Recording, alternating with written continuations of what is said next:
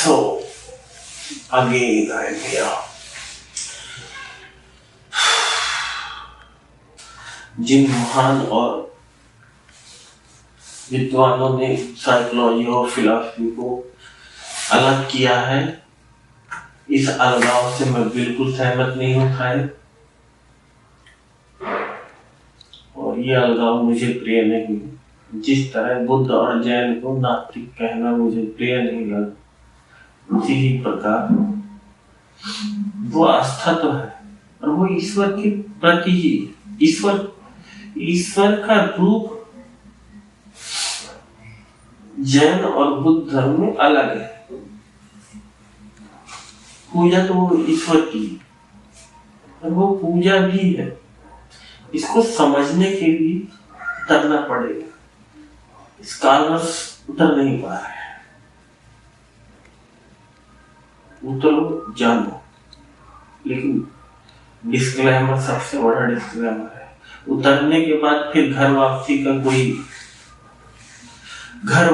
का वो फिर घर है ही नहीं, पीछे घर नहीं है। पीछे देखोगे आप, घर में नजर नहीं आएगा, क्योंकि उतरने के बाद फिर, हालांकि आप देखोगे उतरने के बाद ऐसा कुछ है, ऐसा होता भी। करने के बाद आप सेम स्टेट में नहीं आ सकते जिस स्टेट में आपने साइकोलॉजी पढ़ना स्टार्ट किया था। उस माइंड स्टेट में आप नहीं आ सकते, क्योंकि काल भी निरंतर आगे की तरफ ही गतिमान है। और इससे ये बात, क्योंकि लॉजिक आप लोगों को बहुत पसंद है, तो लॉजिक मुझे मिल गया, पता नहीं कहाँ से। काल गतिमान है तो हमारा माइंड स्टेट में गतिमान है। वो चीजें कुछ ना कुछ तो हमारे माइंड में बदलाव निरंतर होते रहते हैं। फिलॉसफी को समझने के लिए साइकोलॉजी की आवश्यकता है। साइकोलॉजी और फिलॉसफी को अलग क्यों कर दिया? जैन धर्म और बुद्ध धर्म को नास्तिक क्यों कर दिया? महान लेखक, महान विचारकों ने। और कुछ सवाल है मेरे। 20 साल का ब्रह्मचर्य टूटा क्यों? विवेकानंद का, अगर वो जागृत अवस्था में थे, अगर वो बहुत बड़े महान थे। इस तरह का विषय है जो शायद सभी को आकर्षित करता है, जो ब्राह्मण वर्ग में है।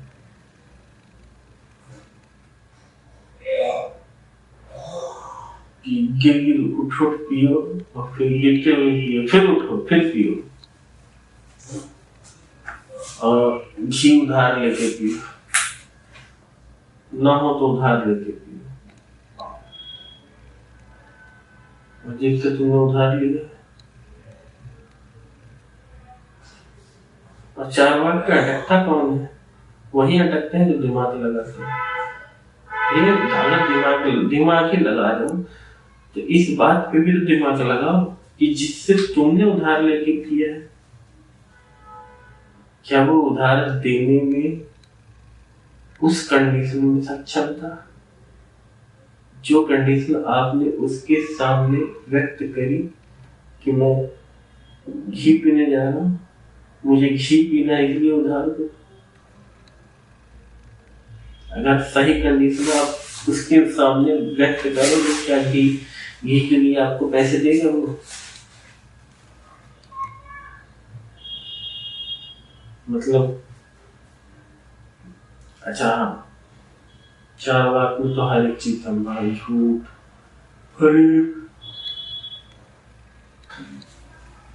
साइकोलॉजी और फिलॉसफी, इन दो विषय तो आप तो दो किसने किया है मुझे इसका जानना है। साइकोलॉजी को फिलॉसफी और साइकोलॉजी दो मियाँ भी, मतलब एक ही आत्मा है। एक आत्मा को तुमने तोड़ दिया, ऐसा लग रहा है कि आप लोगों ने मरोड़ दिया है, कुछ ज्यादा विद्वान हो गए हैं। हमारा उसको फल स्वरूप हमारा स्टेट ऑफ माइंड वहीं अग्रसर पहले हो जाता है। हमारा स्टेट ऑफ माइंड मन में पहले हमारे धारणा आ जाएंगी, तो हमारे मन में आ ही जाएंगे कि ऐसे हमारा मन करेगा। जो हमें अगर मान लो कुछ हमें भुगतान करना है, कहीं कुछ नुकसान होने वाला, तो हमारा मन व्यथित होना स्टार्ट करेगा। और हम कितने भी गरीब हैं, फटे हाली जिंदगी है, सड़क पे है, तो हमारा मन भले सड़क पे है, और अगर हमारी मन की स्थिति बढ़िया है, स्वस्थ है, तो परमानंद की प्राप्ति वहीं पे सड़क पे ही। ये भी अक्सर देखा गया है, बड़े आनंद में लोग सड़कों पे पाए गए हैं, और बड़े दुखियारी होकर महलों में लोग विराजते हैं। हालांकि कोई बहुत बड़ी बात नहीं है, तो जानना समझना, तो लगभग चीजों को सभी को पता है, पर फिलॉसफी में इस चीज को आधार क्यों नहीं बनाते आप? कभी इस पे गौर ही नहीं किया होगा। लगे हैं वो उसका उदाहरण वहां से ले लिया, वहां से अच्छा इसका उदाहरण यहाँ से ले लिया, इसको जोड़ा। ये मैथ नहीं है बाबू। विकास जी आपको बता रहे हैं, ये मैथ नहीं है। कम से कम साइकोलॉजी को माइंड से फ्री कर दीजिए। फिलॉसफी और साइकोलॉजी दोनों एक दूसरे के पार्ट है। एक बात याद रखिए, फिलॉसफी को साइकोलॉजी से आप अलग नहीं कर सकते। ऐसी चूतियापंथी हुई है विद्वानों द्वारा पूर्व समय में। साइकोलॉजी और फिलॉसफी दोनों एक दूसरे के पूरक है, दोनों एक साथ ही आने चाहिए। नास्तिक में रखना अनिवार्य नहीं है। देखो, नास्तिक में एक ही प्रकार का विचार रखा जा सकता है, जो अपने आप को ये माने कि हम तो बंधे हुए हैं और भविष्य में क्या होने वाला है ये पहले ही डिसाइड है, हम कठपुतली मात्र है। जितने भी स्कॉलर्स इन सबको मानते हैं, या फिर जो भी धर्म के अंतर्गत ऐसे विचार आते हैं, वही सिर्फ नास्तिक धर्म के अंतर्गत आने चाहिए।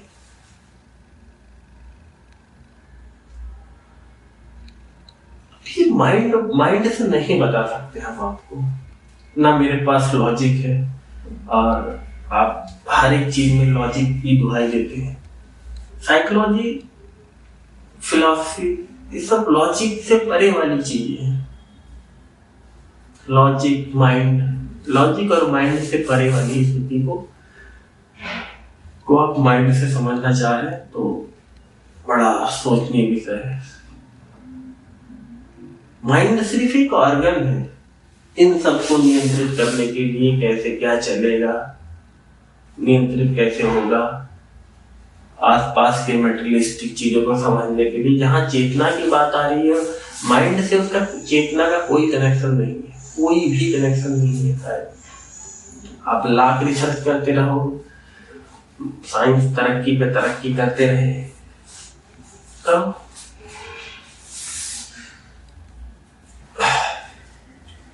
अच्छा कहीं ऐसा नहीं है कि सोई जाने हो जग जाए हराई, जानत तुम्हें हुई। ये वाला जो मैंने श्लोक बोला है, इससे मुझे हिंदू धर्म का तमगा दे दिया। अरे मुझे तो ओशो भी पसंद है, और बुद्ध तो मेरे मन में ही उतरा हुआ है। बुद्ध मेरे मन में उतरा हुआ है, और ओशो से मुझे प्रॉब्लम नहीं है। लव से कि मैं बात करता हूं,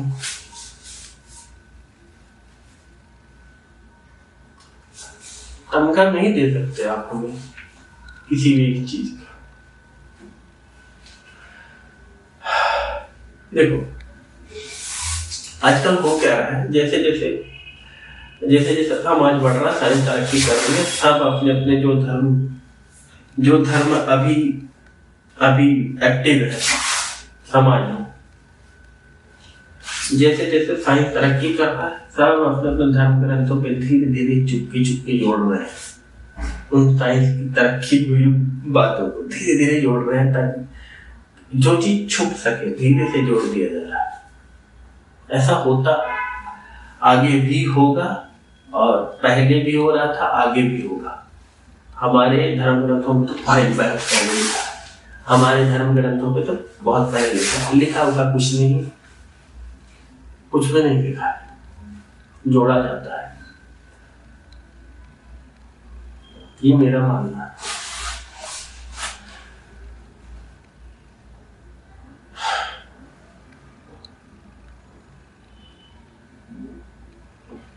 देखिए, साइकोलॉजी में जब भी आप दिमाग लगाओगे 4 बार तक पहुंचोगे। साइकोलॉजी और फिलॉसफी मैं दोनों को अलग अलग मान ही नहीं सकता। जिस तरह मैं नास्तिक जैन धर्म और बुद्ध धर्म को नास्तिक जिस तरह मैं मानने को राजी नहीं हूँ, उसी तरह रैट रेस में क्यों पढ़ रहे हैं?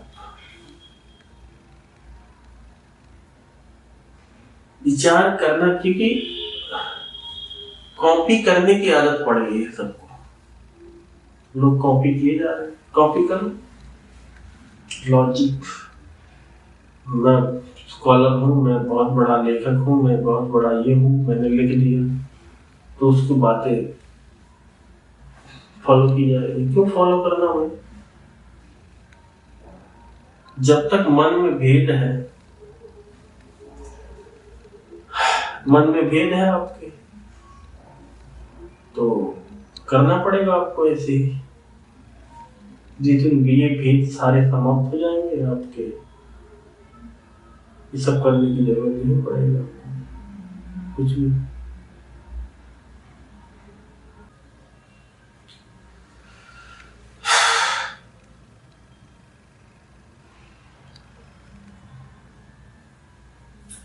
क्रिएशन इस बात पे निर्भर है कि आप कितने स्वतंत्र हैं, समाज के द्वारा दिए हुए विचारों से मुक्त हैं, या समाज के द्वारा दिए गए विचार आपको बांधे हुए हैं। जब समाज के विचार आप में निहित पूरी तरह भर जाते हैं, पढ़ना और अपने ऊपर लागू कर देना दो अलग चीजें हैं। समाज में जितने भी विचार हैं, आप अपने ऊपर पूरी तरह लागू कर देते हैं। आपके सोचने का ढंग उसी जैसा है, आपने नया कुछ नहीं किया। अगर आप अभी चारवाक पे इतनी बातें हो रही हैं, प्रधानमंत्री मोदी भी चारवाक की उठ गिरत फिर पिबत, अगर सदन बोली जा रही है, मतलब तो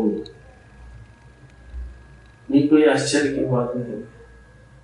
समाज के इतने बड़े वर्ग यहाँ डायरेक्ट प्रधानमंत्री को आप इन्फ्लुएंस कर रहे हैं।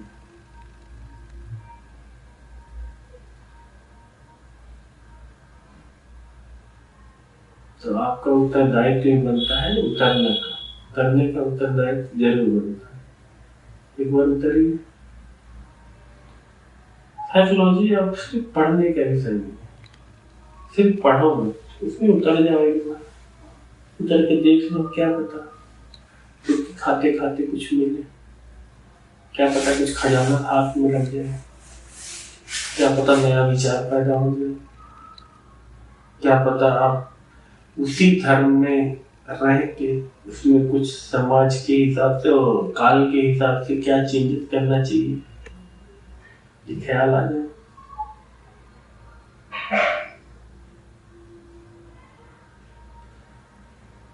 हाँ, उसमें एक बड़ी अच्छी बात कहा करता था कि मेरे विचार तो बहुत लोग मानते हैं पर व्यक्त नहीं कर सकते समाज में, क्योंकि व्यक्त करते ही उनकी जग जाहिर की हुई मान्यताएं, उनकी जग जाहिर की हुई मान्यताएं पे पानी फिर जाए।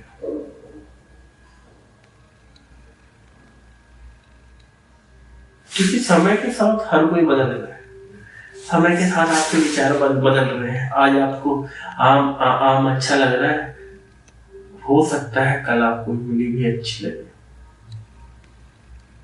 समय के साथ आपके मन भाव सब कुछ बदल रहा है, सब कुछ बदल रहा है। या अमुक व्यक्ति से मैं बहुत दुश्मनी रखता हूँ, आज अमुक व्यक्ति से प्रेम की सुगंध आने लगी है और मैंने सबको बोल दिया, सबको धमका भी दिया, ये फला चीज तो मैंने घोषणा करके कर दी। और आज उसके बाद अगर मैं बोलता हूँ कि मैं ये बात गलत कह रहा हूँ तो यार सम्मान खतरे में आ जाएगा, सम्मान दांव पे लगा है लोगों का। साइकोलॉजी कुल मिला के आपको एक्चुअली में जो चीज पाना चाहिए वहां तक आपको पहुंचाती है। मैं किसी धर्म का समर्थक नहीं हूँ, न मैं किसी पार्टी से, न मैं ये कह रहा हूँ कि आप इस धर्म को फला धर्म को मानो, ये ठीक है, ये अच्छा है, ये बुरा है, कुछ नहीं। साइकोलॉजी और फिलॉसफी ये दो चीजें आपको पहुंचा देंगी अगर आप इसको बेईमानी रहित इसमें उतर जाओ। कोई एक पकड़ो, बेईमानी रहित होके पकड़ो, फ्लो आपको ले ही जाएगी, कहीं ना कहीं तो ले ही जाएगी, और जहां ले जाएगी वो उचित ही होगा। हम बेईमानी कहाँ करते हैं, देखो हम बताएं।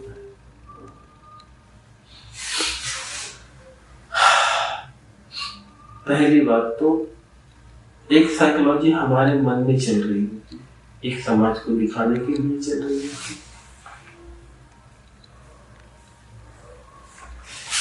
एग्जाम्पल, उदाहरण के तौर पे ओशो की बात सबको अच्छी लगी, सबने अपने मन में मान लिया, पर जहां बात अप्लाई करने की, एग्जीक्यूशन की बात आई तो कुछ ऐसी बातें वो एग्जीक्यूट कर भी नहीं सकते, मजबूरी। क्योंकि कुछ उदाहरण ऐसे ही, जैसे कि अगर प्रेम आपको किसी स्त्री से है तो यकीनन आपको दूसरी स्त्री से भी प्रेम होगा, क्योंकि उन्हें प्रेम जाना होगा, प्रेम पहचाना होगा।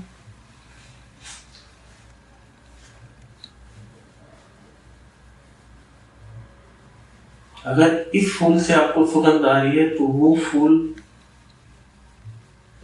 मना नहीं करेगा कि हम सुगंध नहीं भेजेंगे तुमको।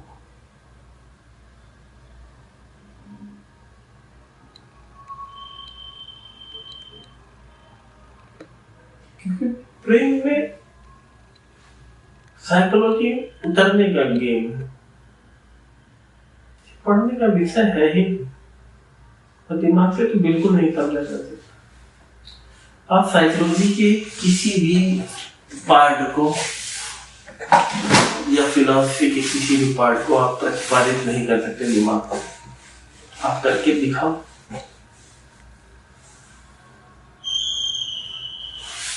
संपन्न ही होगा।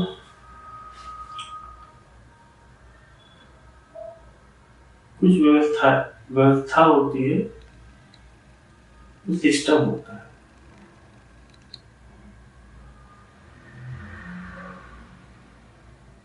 विषय ही कुछ है इस प्रकार का है कि आप इसको प्रतिपादित करना थोड़ा असंभव सा प्रतीत होता है। अब इसको समझाने का कोई उचित मार्ग तो नहीं है, लेकिन विषय अनमोल है। माइंड लगाओगे तो 4 बाग तक पहुंचोगे, भक्ति से जाओगे तो प्रेम तो मिल ही जाएगा।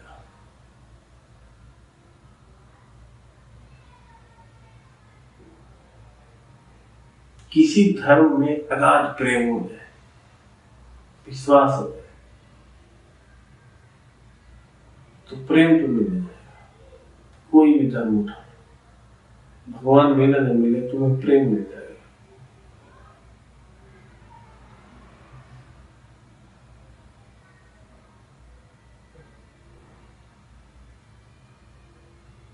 प्रेम की पूर्णता ही भगवान तक पहुंचा सकते हैं। अगर मैं इस चीज को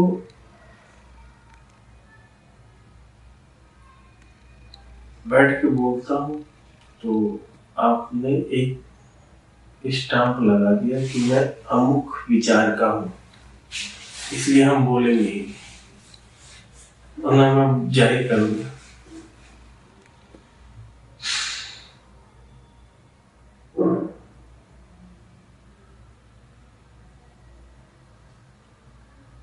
अब जितने तो इस मूर्ति पे आ जाओ, वो ABCD, वो डायरेक्ट गणित की बात करते हैं। या तो ABCD भी बच्चों को पढ़ाओ,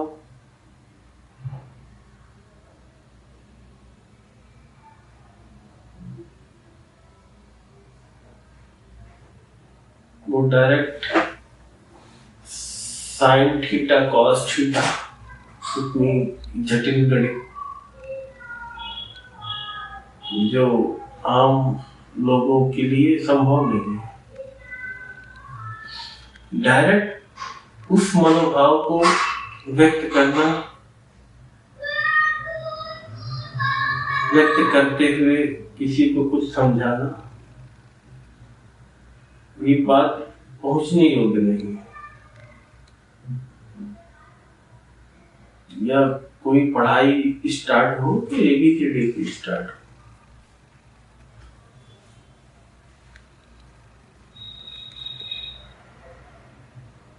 डायरेक्ट मेन बात, अपो दीपो भवा। स्टार्टिंग बताई नहीं, जो चीज समझने का विषय ही नहीं, जहां पे माइंड लगना नहीं चाहिए, लगाना ही नहीं चाहिए, वहां पे लगाया जा रहा है। मैं अंधविश्वास में नहीं बोल रहा हूं कि आप अंधे होकर कहीं फॉलो करो। उतर जाओ, एक बार उतर जाओ, उतरने के बाद फिर बाहर।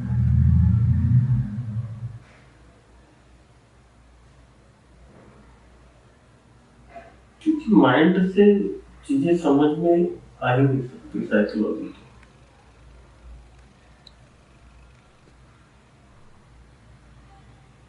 लेकिन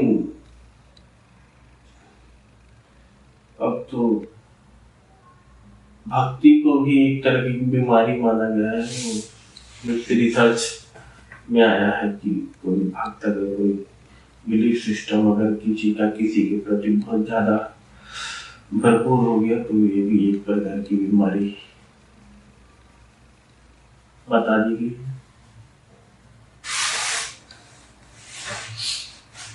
पर कई ऐसी चीजें हैं जो दोनों तरफ से दिखाई देती है। जैसे अभी रिसर्च में आया था, प्रकाश जो तरंग के रूप में भी दिखता है, फिर वो पता नहीं लेंस वेंस लगाने पे फिर वो ठोस बन जाता है, फिर वो वेव बन जाता है, नंगी आंखों से देखो तो वेव बन जाता है।